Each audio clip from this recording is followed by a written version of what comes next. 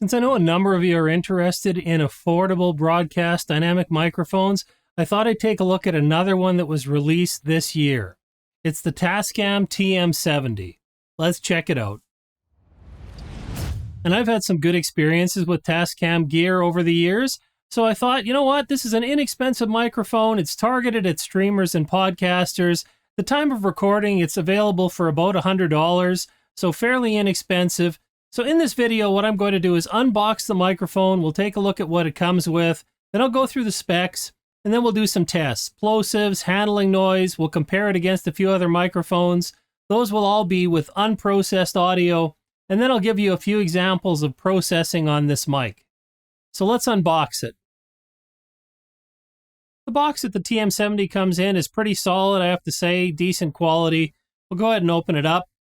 Inside, I see we've got some foam packaging. Instruction book's fairly thick here, so I'll go through that in detail before I complete the review. Now we'll take a look at what you get. First, looks like an XLR cable. It doesn't appear to be very long. It's kind of inexpensive, but I suppose it'll get the job done. We have a shock mount, and the shock mount actually feels pretty decent. Pretty solid, actually, for what you get as a freebie with the mic, so that looks good. Also comes with a desk stand. I'm not a big fan of these. I think you get a lot of handling noise from your desk and from gaming and otherwise, but it looks okay. Now we'll get the microphone out of the package. Now the first thing I notice is this microphone is very light. Okay, there is absolutely no weight to this microphone.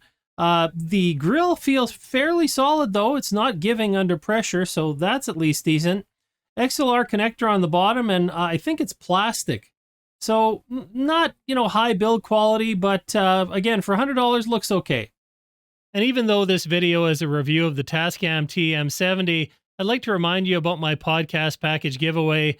I'm giving away an Audio-Technica AT2040 with a Focusrite Scarlett 4i4 and an XLR cable. There are 3 videos participating in this giveaway. You need to be subscribed and comment in one of the 3 videos. Details are in the pinned comment below this video. The TM70 is a dynamic microphone with a supercardioid pickup pattern. It has a frequency response of 30 to 20,000 Hertz, a sensitivity of -51 dB with an output impedance of 250 ohms, and the weight is 285 grams. So as I said in the unboxing, this is a very lightweight microphone. We're not given a lot of other specs in the packaging, so we'll have to check out the physical and audio tests. And now we're on the Tascam TM70 broadcast dynamic microphone. I have it connected directly up to my Focusrite Scarlett 8i6. I have the gain set at 4 o'clock, and there's no processing applied to this mic. And I can tell from my monitoring that this is a more presence-forward microphone. As I mentioned in the specs, there does appear to be kind of a roll-off around 100 Hertz, so almost like a built-in high-pass filter, and also a boost in presence up in the 2, 3, 4, 5K range. And I'm seeing a lot of microphones that are having this sort of roll-off in the low end. I personally prefer when it's not there and I can add it in with EQ, but nonetheless, it does take out that level of noise that is quite present in a lot of microphones, so I think they're doing it to make the setup a little bit easier. Now I'll do the handling noise, and of course this is not a handheld microphone, but if you're going to be using it on a boom arm like this, moving it around, then you're going to want it to reject those kinds of noises. So let's check it out. I'm going to tap on it.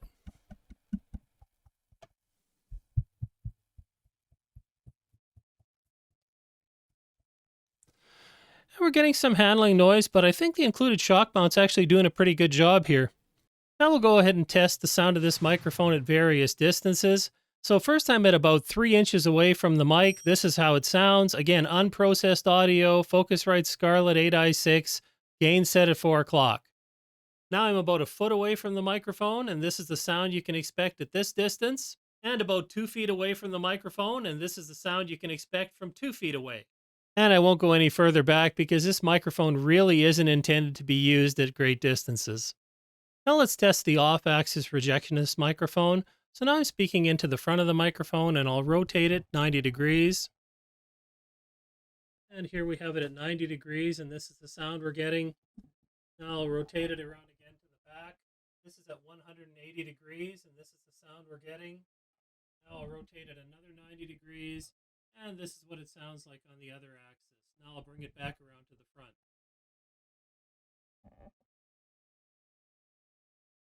And I have to say, this microphone does a pretty good job of off-axis rejection. It's super cardioid, so there's a bit of a lobe of sensitivity in the back of the microphone. I did notice that in my monitoring, but I think generally speaking, it does a pretty good job of rejecting noise around the room. And now I'm typing on my keyboard just to give you an idea what kind of background noise it will actually pick up. Now we'll go ahead and test the microphone for plosives, and of course, up until this point, I've had it pointed across my mouth here at about 3 inches away, and so with some decent mic technique, you can see that you can actually get away without having a pop filter on this microphone. And again, the appearance of these microphones is very important, so a lot of times I realize you don't necessarily want to have that mounted in front. So let's go ahead and test it out. People, because. Yeah, we're definitely getting plosives coming through. It's certainly not the worst I've ever heard, but there are some. Now we'll test it with a pop filter. People, because. Yeah, and that definitely cleaned it up right away. So, if you're going to be trying to use this for some kind of voiceover or where you want to talk directly into it, you probably want to use a pop filter.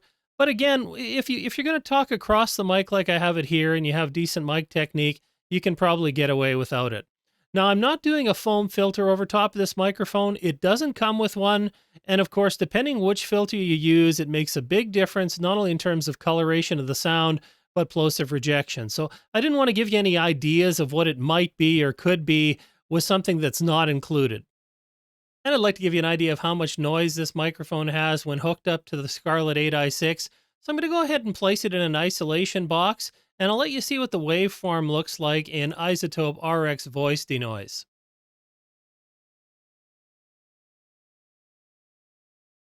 And looking at the waveform and the iZotope voice denoise, I can say that it's sitting usually around below negative 70 dB, and this is pretty workable. Usually you can get plenty of signal above that so that the noise floor is very, very low in your recording. So it does a good job of that. Now we'll go ahead and we'll do some microphone comparison tests. So of course we're starting out here on the Tascam TM70 connected directly into the Scarlett 8i6, gain set of 4 o'clock, no processing applied. This is what it sounds like. Now let's check out another mic. And now I'm on the Behringer XM8500, again connected directly to the Focusrite Scarlett 8i6. I have the gain set at 4 o'clock, no processing applied. This is how the microphone sounds. This is the least expensive microphone in the comparison today. Usually can be had for in and around $30. And now we're back on the TM70, again directly into the 8i6, gain at 4 o'clock, no processing. Now let's check out another dynamic mic. And I'm on the Audio-Technica AT2040. This is another affordable broadcast dynamic microphone, the one I'm giving away as part of my podcast package. I have it connected directly up to the Focusrite Scarlett 8i6. Gain is set at 4 o'clock, and there is no processing applied to this microphone. And we're back on the TM70, again directly into the 8i6. Gain set at 4 o'clock, no processing. Let's check out one more dynamic mic. Now I'm on the newer NW40. It's connected directly up to the Focusrite 8i6. I got the gain at 4 o'clock. No processing applied here. This is how the microphone sounds. This is another inexpensive dynamic mic, usually available for between $40 and $50. And once again, we're back on the TM70. This time I want to go ahead and compare it to a pencil condenser microphone. I, of course, have been testing out the Samson CO2s for boom use. And so we'll go ahead, though, and mic it up on the boom arm here and see what it sounds like. Okay, and now I'm on the Samson CO2. This is a pencil condenser microphone. I have it connected directly to the Focusrite 8i6. I have the gain at 1230 for this mic, 48 volts phantom power. This is, of course, one of the mics that I'm testing out for boom options for my own studio, but here we have it in a vocal arrangement on a boom arm in screen. So this is what it sounds like. And now we're back again on the TM70. So that's a few different microphones for you to compare the sound with. Again, all unprocessed audio. So it'll give you an idea of what you can expect from this microphone out of the box. The next thing I'd like to do is to actually provide a few examples of processed audio. So we'll go ahead and we'll start up Neutron 3 and we'll check that out. So now we're on Neutron 3 and I have the forward dialogue preset set up. Again, none of these presets have been specifically configured for this microphone. I'm just trying to give you an idea of what the sound would be like with some processed audio. So that's the forward dialogue. Now we'll go ahead and switch it up. So now I have the podcast setting on, and so this is the podcast setting from iZotope. Again, not specific to this microphone, but this is kind of the sound you can expect to get with this setting. And we'll go ahead and throw the big broadcast on as well. And now we're on the big broadcast 3 setting, and of course this has a lot of bass boost. And what we're looking at here is that this microphone has a roll-off around 100 hertz and below, so this is going to add a little bit of that back in here. Also, this preset has a small cut up here in the sort of mid-range for sibilance. This microphone, I think, does have quite a bit of issues with sibilance, a lot of presence boost on it. But nonetheless, this is what the processed audio with big broadcast 3 sounds like.